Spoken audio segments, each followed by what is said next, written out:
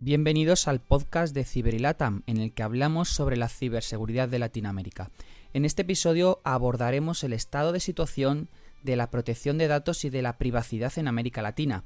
¿Qué países están más avanzados en esta materia, sobre todo a nivel legislativo, y cuáles se encuentran más atrás? ¿Qué aspectos podrían, imitar Latinoamérica de la gestión de la privacidad y de la protección de datos de la Unión Europea? ¿Qué errores o negligencias suelen cometer las organizaciones?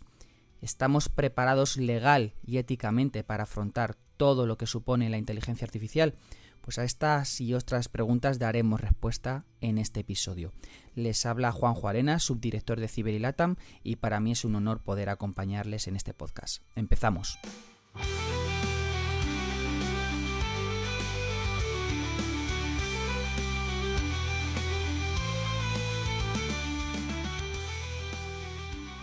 Para hablar de todos estos puntos he tenido personalmente el privilegio de poder charlar en una reunión virtual con tres grandes profesionales del mundo legal, todos ellos integrantes del estudio jurídico costarricense Tactic Legal. En concreto hemos hablado con Carlos Basteiro Bertolí, con Javier Escalante y con Giancarlo Díaz. Les dejo con la charla. Bueno, nos encontramos con Carlos Basteiro Bertolí. ¿Qué tal, Carlos? Bienvenido. Hola, buenos días. Con Javier Escalante. Javier, bienvenido también. Buenos días, Juanjo, muchas gracias. Buenos días. A vosotros. Y Giancarlo Díaz, de Tactic Legal, los tres. ¿Qué tal, Giancarlo? Buenos días, un placer estar con ustedes. Bueno, vamos a hablar un poquito sobre protección de datos y privacidad en Latinoamérica, y la primera pregunta que me gustaría realizaros a todos vosotros es ¿en qué estado de situación creéis o diríais que se encuentra Latinoamérica a nivel general en protección de datos y privacidad? Y teniendo en cuenta un poquito esto, ¿cuáles son los países que diríais que están más avanzados en esta materia, sobre todo a nivel legislativo? Comenzamos como queráis, Carlos, por ejemplo. Sí, no sé si queréis que conteste yo, porque tengo una visión a lo mejor más vieja de todo este tema, pero aquí habríamos de aclarar un tema, que la perspectiva de valoración del nivel de cumplimiento o de los objetivos de cumplimiento de esta ley. Dependiendo de cómo lo enfoquemos, podríamos situar, el baremo cambiaría mucho de qué países están en el ranking, en los top 5, podríamos decir, o en los que cumplen menos con la normativa.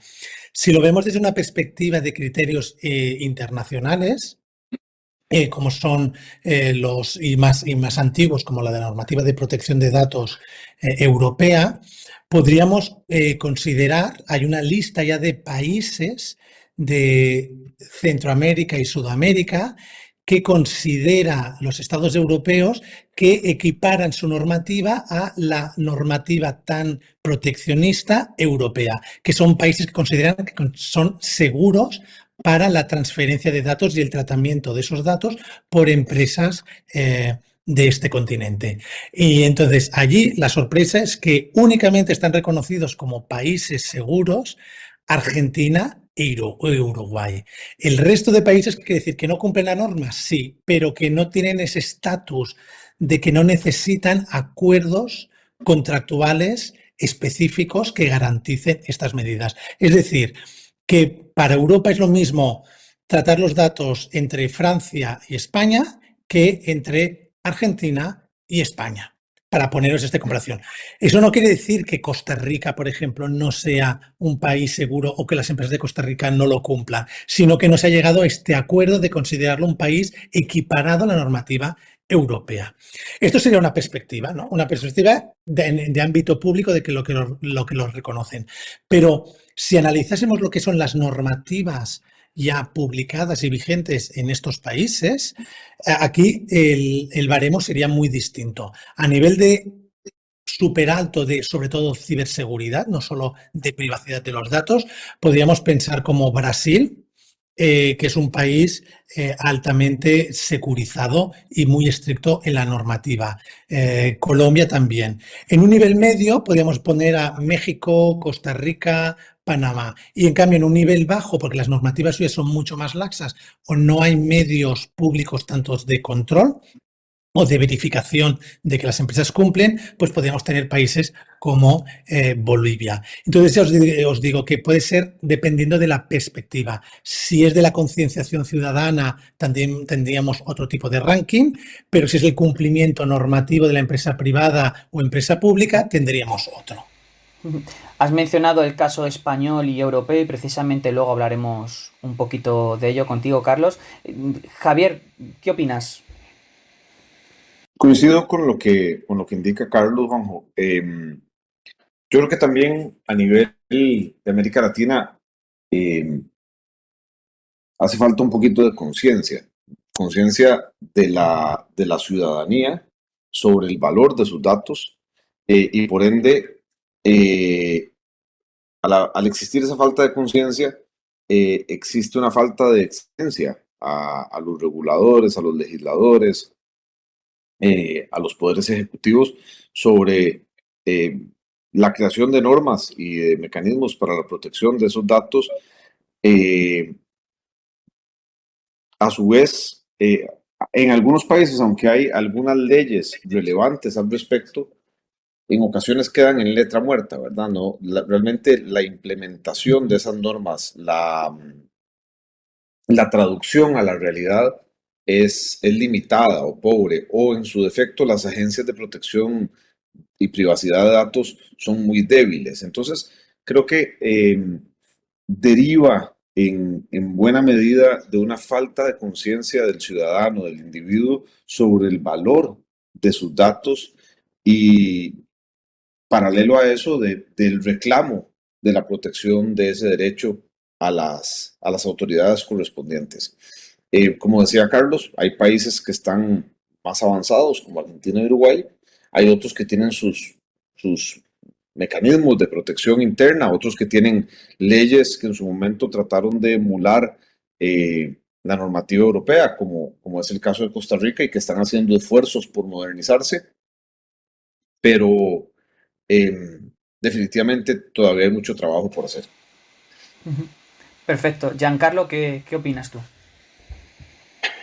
Mira, de la mano de lo indicado tanto por Carlos como por Javier, yo creo que realmente se ha visto cómo la normativa europea ha ido permeando poco a poco, influenciando la normativa a nivel mundial y particularmente aquí a nivel de Centroamérica y, bueno, y Sudamérica. Claramente es un proceso de mucho trabajo en el que vamos detrás, ¿verdad? En el tanto estamos en un momento revolucionario en cuanto a lo que es el avance tecnológico y también de las nuevas maneras siempre que se van dando de cómo afectar dichos datos y la protección de datos en general, ¿verdad? Tema súper importante que creo que acabamos de mencionar es el correspondiente a la conciencia, ¿verdad? Independientemente de que las empresas y demás estén aplicando todo esto, falta un nivel de concientización a nivel de la persona en general, ¿verdad? Del valor de sus datos, de las formas en las que estos datos son afectados, o por supuesto también maneras en las que, cómo facilitamos esa vulneración de los datos a nivel personal, ¿verdad? Creo que son temas sumamente importantes, digamos, en cuanto que deben trabajar los gobiernos y ese es el nivel, digamos, de educación y concientización.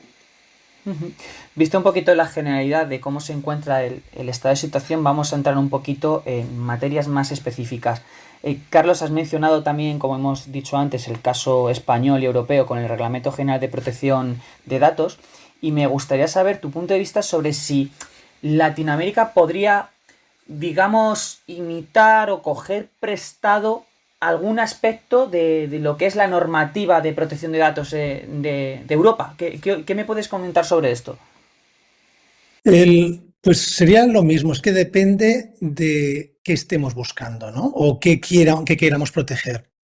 No todos los países son iguales, no el público está concienciado de forma igual y no todas las actividades empresariales van dirigidas a lo mismo. Pero sí que ya tenemos un referente, que todas las normativas americanas se han reflejado, han intentado imitar a las europeas que llevan mucho más de 20 años. Estamos hablando de los años 90, normativas sobre privacidad. Son más conocidas las últimas, la del 2018, el Reglamento General de Protección de Datos, pero ya se están copiando. Pero, ¿qué podríamos decir que se tendría que transponer? Para mí, destacaría tres cosas que serían interesantes. Una es el Data Protection Officer, que es el delegado de protección de datos, que es una figura, puede ser interna o externalizada, que debería tener la mayoría de empresas que tratan gran volumen de datos o datos de una cierta sensibilidad, que es ese departamento o esa persona que regula, que inspecciona, que controla que el día a día de la empresa esté alineada con estos principios básicos de protección de datos de carácter personal, porque afecta tanto a trabajadores de la propia empresa como a datos de clientes finales, usuarios de una página web, etcétera. Y esta figura está siendo muy útil desde que se implantó en el 2018 en Europa, porque ha pasado un poco como la responsabilidad a la empresa de que sea más proactiva, pero al mismo tiempo es puente de conexión con las autoridades públicas de control, porque ayudan pues a tener ese interlocutor. No es un defensor, no es el abogado que defiende, sino que hace de interlocutor para llegar pues a solucionar situaciones de conflicto, de ciberseguridad, de fuga de datos, pero también hace de interlocutor con los afectados, con las personas, y el día a día está muy consciente de cómo se están tratando los datos y hacer recomendaciones y ir un poco más avanzado. Es una figura que ya existía antes, no a lo mejor como Data Protection Officer o DPO, DPO, como lo queráis llamar, pero sí que ahora que se ha institucionalizado y se ha regulado, está viéndose unos frutos muy, muy interesantes. En paralelo en esta primera medida es reactivar la proactividad del ente regulador o controlador público, las autoridades de protección de datos o las agencias de protección de datos, hay diferentes nombres, y esto sí que vemos que a lo mejor en no todos los estados del continente americano están tan activos como en Europa. Y es importante porque si no tienes un órgano como un órgano judicial o un órgano legislativo que proteja esto, las empresas dicen, ¿por qué tengo que cumplirlo? ¿No? Y es importante esa proactividad. Entonces sería muy relacionado con la figura del DPO. Y las otras dos cosas, pues para ser muy breve, sería, lo hemos comentado ya, la concienciación, el awareness, importantísimo, y esto se debe hacer a nivel no solo del continente americano, sino a nivel internacional, de saber el valor de la información. Si no sabemos lo que estamos tratando, lo que estamos generando, no le vamos a prestar atención. En cambio, si conocemos nuestros derechos, pues tendremos más cuidado con ellos. Y la última, que si es una medida que sería ideal de imitar de Europa, que se está priorizando mucho, es el principio de minimización de datos. ¿Qué significa? Tratar los mínimos datos imprescindibles para los fines para los cuales estamos autorizados a utilizarlos. Esto va un poco en contradicción de estas grandes compañías, no vamos a decir nombres, tecnológicas, también muy de Norteamérica, que cuantas más información quieren, mejor, porque controlas más al usuario, puedes ofrecerle más cosas. Pero hay un principio fundamental importante que es minimizar los datos. Cuantos más datos tenemos en casa, más peligro de que haya una fuga. Si tratamos únicamente los que necesitamos, los podemos tratar mucho mejor. Y estas serían las tres cosas que yo creo que podríamos intentar copiar. Una figura de Data Protection Officer con la proactividad de los órganos públicos, la concienciación de la ciudadanía y que las empresas minimicen el uso de datos indiscriminados. Has mencionado el tema de las agencias. En España tenemos la Agencia Española de Protección de Datos y su fuente principal son sanciones. Sanciones a organizaciones porque han tenido vulnerabilidades, por lo que sea, por el tema que sea. Vosotros estáis muy cerca de todos estos temas porque no dejáis de ser abogados, un despacho de abogados. Luego me diréis al final de la conversación un poquito a qué os dedicáis para que todos los que nos escuchan pues os conozcan un poquito más.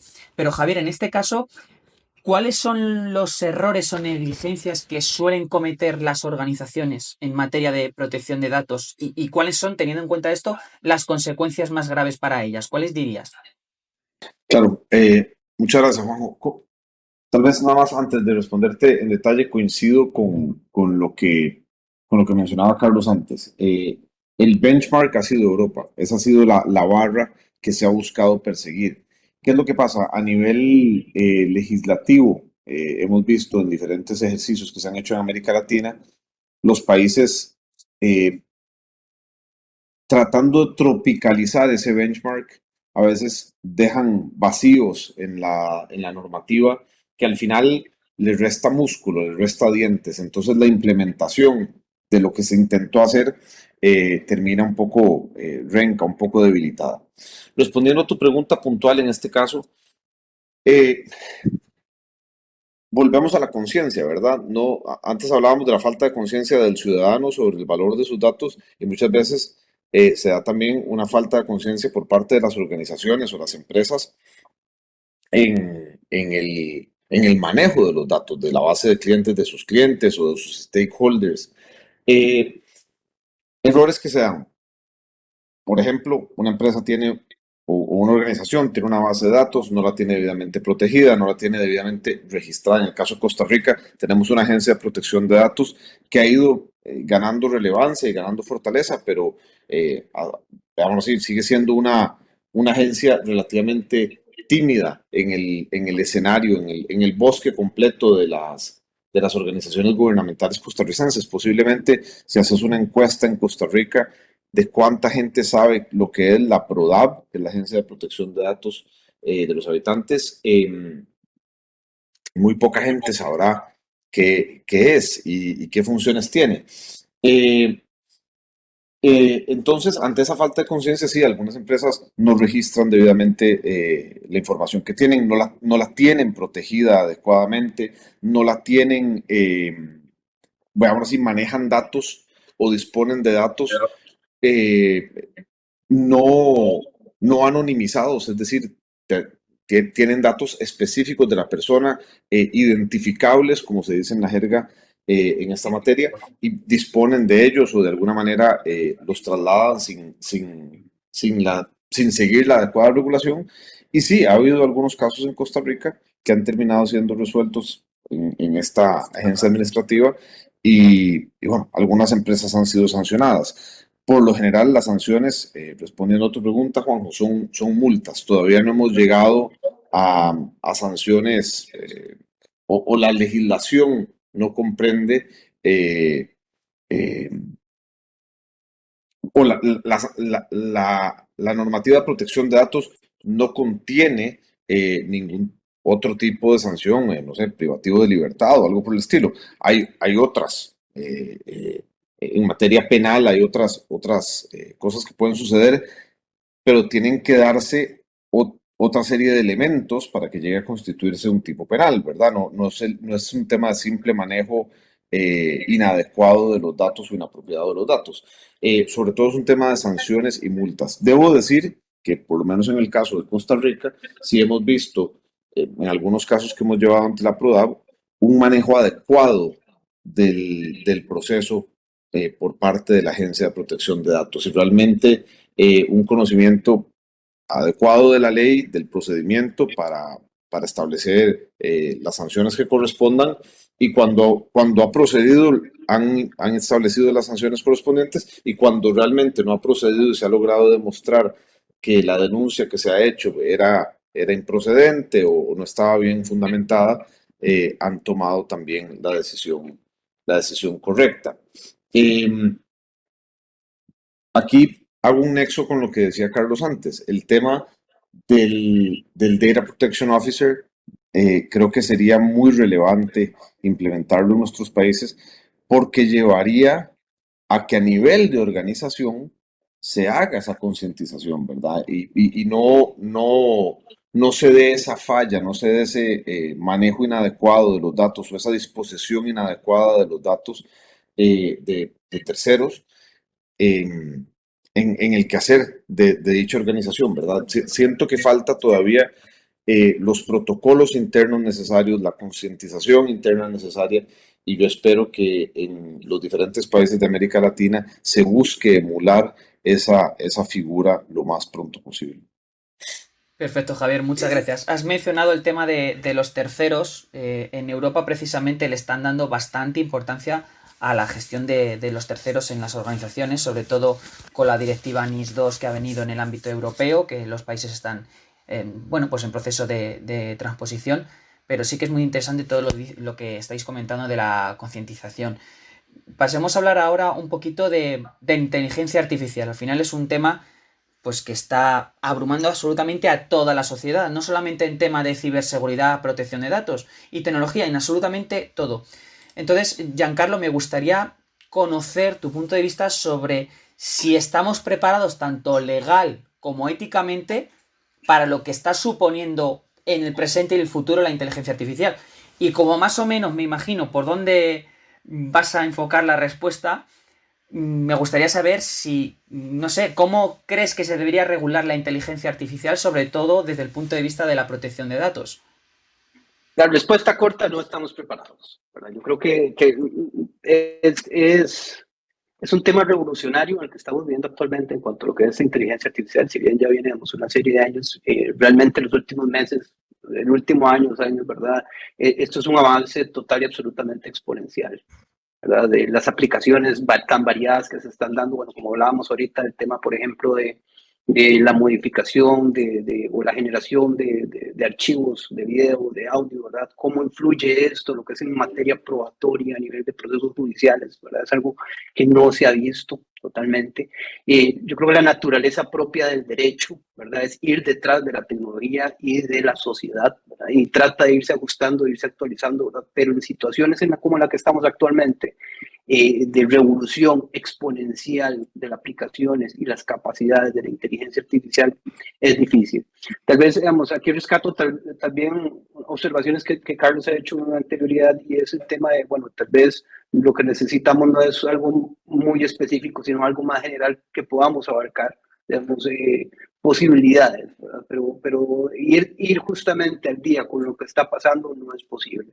Hay un tema, digamos, es importante, por ejemplo, que se tenga que determinar mayor claridad y transparencia en cuanto a lo que es el diseño y el uso de algoritmos, ¿verdad? De cómo se están utilizando, cómo se da el entrenamiento de ahí.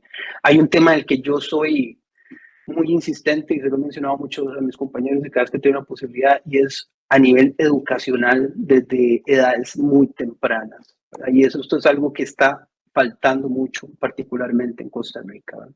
Tal vez nosotros, porque nuestras generaciones que no estamos viejos, ¿verdad? Pero nos ha tocado ver un cambio tecnológico abrumador que nunca antes había visto la humanidad, ¿verdad? En toda su existencia. Particularmente nuestra generación ha visto cómo ha surgido la utilización de la computadora a lo que estamos a nivel actual. Sin embargo, vamos, las nuevas generaciones ya están naciendo en esto, ¿verdad? Temas como ciberseguridad a nivel de escolar, ¿verdad?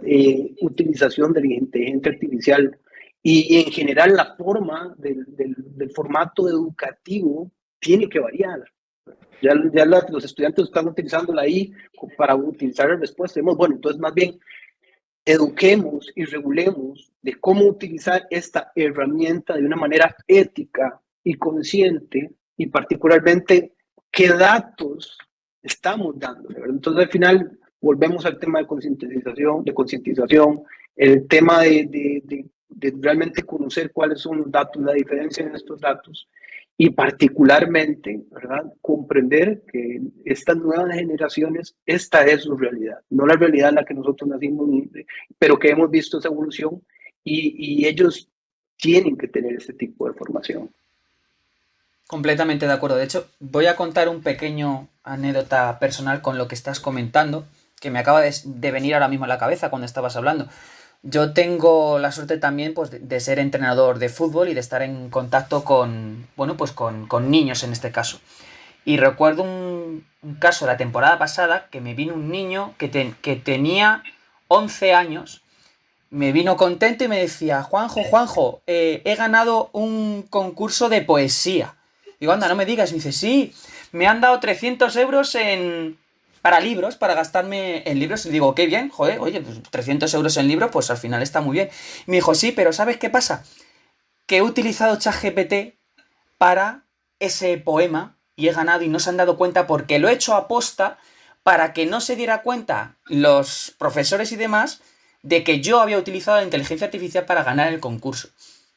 Claro, a mí eso me hizo pensar bastante y dije, es que estamos pasando de nativos digitales a nativos de la inteligencia artificial. Y eso es un tema bueno, no sé si decir que asusta o que plantea bastantes retos. Entonces, me ha venido a la cabeza esa anécdota porque efectivamente a los más pequeños hay que empezar, bueno, pues a tirar con ellos en el colegio con estos temas. Nosotros en España, y es cosa de hace 2 días, la Comunidad de Madrid ha prohibido el uso de tablets y ordenadores en las clases, incluso para los profesores, excepto para un día o una hora a la semana. Entonces, claro, eh, es un tema bastante debatible. Debatible. Entiendo, Juanjo, que en Finlandia Finlandia o Suecia se dio un movimiento similar a nivel educativo, a nivel de educación primaria y retiraron las tablets y ordenadores del día a día. No es que no les dan clases de informática y de computación y demás, pero del día a día del quehacer educativo me parece que lo retiraron. Algo leí al respecto. Respecto a tu pregunta de inteligencia artificial, defiero a lo que diga Carlos, porque realmente tiene un conocimiento muy vasto en el tema y además habrá que ver qué pasa en los próximos años en América Latina con las agencias de regulación de inteligencia artificial, ¿verdad? Que nosotros, como te exponíamos antes, hemos ido siguiendo un poco los derroteros que ha ido definiendo Europa cuando ha subido la barra en estos temas. Bueno, y hoy en día España primero y Francia tienen su agencia de regulación de inteligencia artificial. No sé si algunos otros países europeos ya la han establecido, pero creo que ahí va a haber una tendencia y en los próximos 3, 5 años estaremos viendo eh, a, a países en diferentes zonas del mundo y Latinoamérica no va a ser la excepción, intentando regular esto de una manera u otra. Carlos, ¿quieres comentar algo sobre la inteligencia artificial? No, es que ya se ha dicho mucho, pero quizás que claro, es una arma de doble filo la regulación. Tenemos que regularla, pero también tenemos que regularla para potenciarla. La realidad está aquí, no podemos obviarla. Entonces tenemos que hacer un buen uso de ella. El problema es que si nos sobrelimitamos, sobrepasamos en los controles, eh, puede ser alguien que no esté sometido a esa normativa, a esa legislación, que se aproveche, tenga una ventaja respecto a otros empresarios que sí están sometidos a una normativa muy estricta. Estoy hablando como el principio estos de la ética, ¿no? Entonces, ¿pero qué es la ética? Y siempre lo repito, es que la ética mía no es la misma que tu ética. No es lo mismo la ética de Centroamérica que la de Sudamérica, y ni la de Norteamérica, ni la de Europa, ni la de China, ni entre Francia y en España también es distinto la ética a lo mejor de Madrid y la ética de Extremadura. Entonces, y de las personas. Por tanto, jugar con estos criterios es complicado en la ley. Y no tenemos que dar una ventaja competitiva a países que las leyes, pues, son un poquito más laxas. Entonces, encontrar ese punto medio de aprovechar las ventajas para la humanidad de la inteligencia artificial, pero dar seguridad del tratamiento, del uso de esta tecnología, es lo que los legisladores tendrían que aprender a hacerlo. Y esto no lo pueden hacer solo los legisladores, tiene que ser un compendio de gente, de técnicos informáticos, en ingeniería de inteligencia artificial, en politólogos, filósofos, estadistas, absolutamente un grupo de gente, porque es muy complicado, no es tan fácil. Y hay muchos, lo que se dice, muchos palos que tocar para hacer una normativa que sea, bueno, útil y adecuada para todos. Sí, efectivamente, no es sencillo. Estamos ya acabando esta conversación y la última pregunta que me gustaría haceros a todos vosotros es ¿por dónde creéis que va a ir la normativa de protección de datos en Latinoamérica a corto plazo? No tanto como desearíais, porque ya lo hemos estado un poquito comentando, sino ¿por dónde creéis que va a ir? Si queréis, invertimos un poquito el orden y Giancarlo, puedes comenzar tú. ¿Cuál es tu opinión? Creo que de la mano de lo que hemos conversado, ¿verdad? El camino que se nota que se está siguiendo y que se va a ver más reciente es Es una adaptación a la normativa europea, ¿verdad? Al final y estándares como tipo ISO. Realmente lo que se está buscando ahorita es hasta cierto punto eh, ponernos en el estado actual de las cosas, ¿verdad? Más que implementar cosas nuevas. Realmente ahorita se están empezando a evidenciar elementos en los que estamos desprotegidos, en los que falta conocimiento empresarial y que realmente lo mínimo que pueden hacerse es, bueno, ¿qué se está aplicando en otros países? Y apliquemos eso, ¿verdad? Y a partir de eso, yo creo que lo más necesario es un trabajo incluso entre países, ¿verdad? Y entre instituciones internacionales que nos permitan ir adaptando y recibiendo estas tecnologías, ¿verdad? Realmente nuevos totalmente disruptivas y que vienen a cambiar toda la industria, todos los ámbitos de la sociedad actualmente. Colaboración, se me viene a la cabeza, la palabra colaboración. Javier, ¿qué opinas? En la misma línea, Juanjo, yo creo que vamos a ver una evolución del tema de manejo de datos, protección de datos, privacidad de datos en América Latina, porque no nos podemos quedar atrás. Los países latinoamericanos tienen muchas características interesantes para ser países de oportunidad, de crecimiento, de atracción de inversión extranjera, para atracción de individuos extranjeros que quieran viajar, estudiar, desarrollarse en estas latitudes, y no podemos estar atrás en esta materia. Entonces creo que va a haber creo que va a haber una sofisticación de la regulación. Ojalá lo hagamos bien, como te decía antes. En ocasiones tratamos de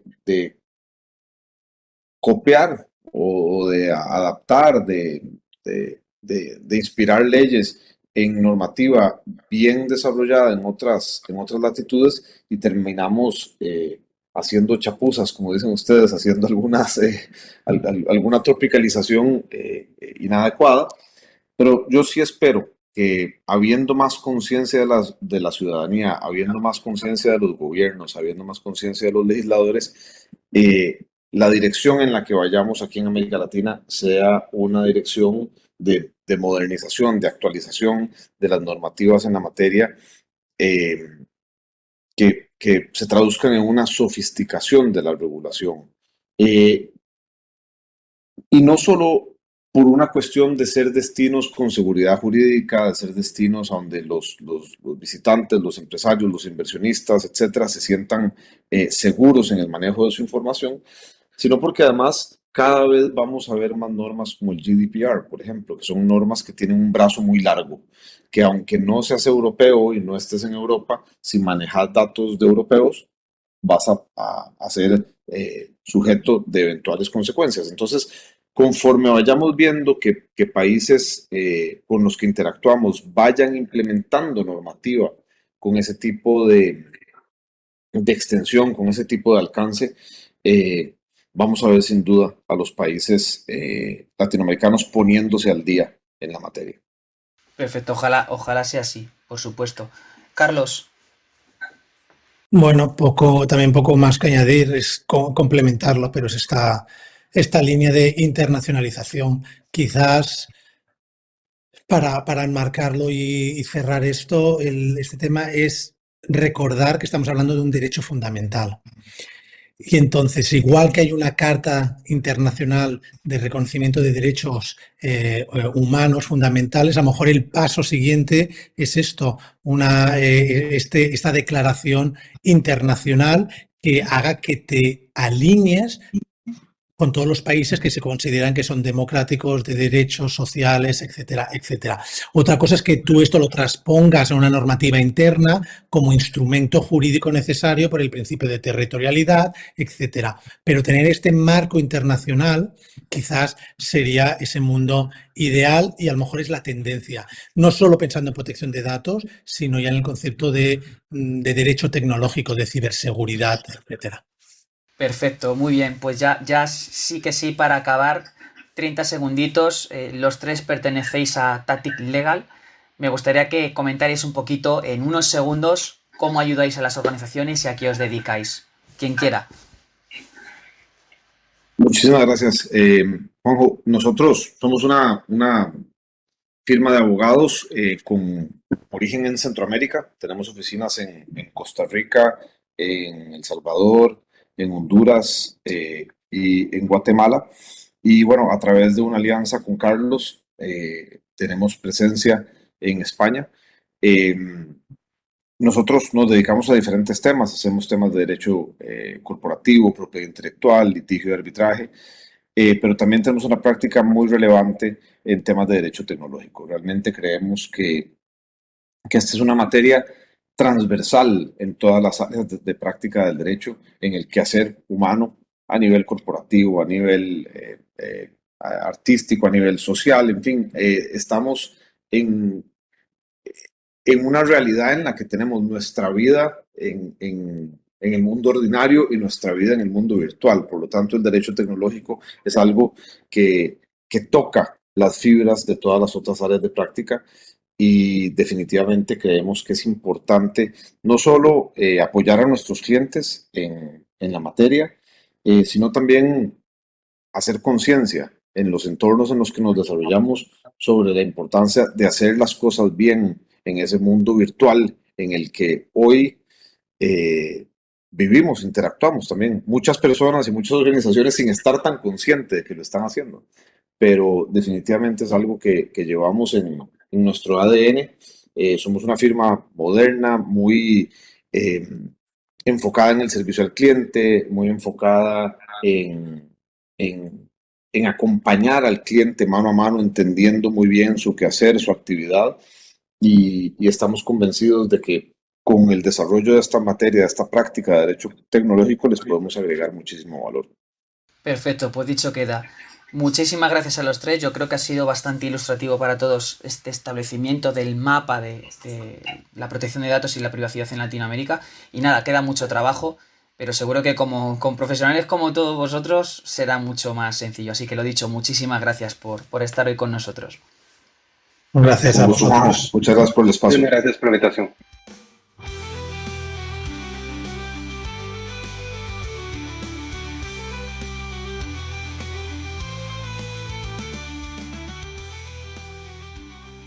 Pues como han podido comprobar, la charla ha sido muy pero que muy interesante. Pero si me tengo que quedar con algo de todo lo que han comentado estos magníficos profesionales, es con el tema de la concientización.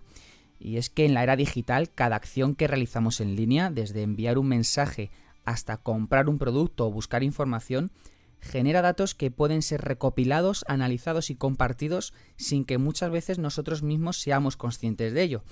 Así que estar concientizados sobre la protección de datos es fundamental, tanto desde el punto de vista de los usuarios como del de las organizaciones. Y lo es porque estos datos dicen mucho de nosotros, exponen nuestros hábitos, preferencias, ubicación, relaciones, salud y hasta nuestras ideas políticas, entre otras cosas. Por tanto, sin una adecuada protección, esta información puede ser utilizada con fines delictivos o robada para cometer otras atrocidades. Podemos decir en definitiva que la privacidad no es un lujo ni un concepto abstracto. Es un derecho humano, como hemos visto en la charla. Y como derecho humano que es, debemos defenderlo activamente para proteger nuestra autonomía y nuestra libertad. Y con este mensaje hemos llegado al final de este podcast de Ciberilatam. Ya por último, mencionarles que pueden compartir este episodio a través de sus redes sociales y que podrán escuchar este y otros podcasts de Ciberilatam a través de Spotify, Amazon Music o de nuestro canal audiovisual, entre otras muchas plataformas. Hasta la próxima.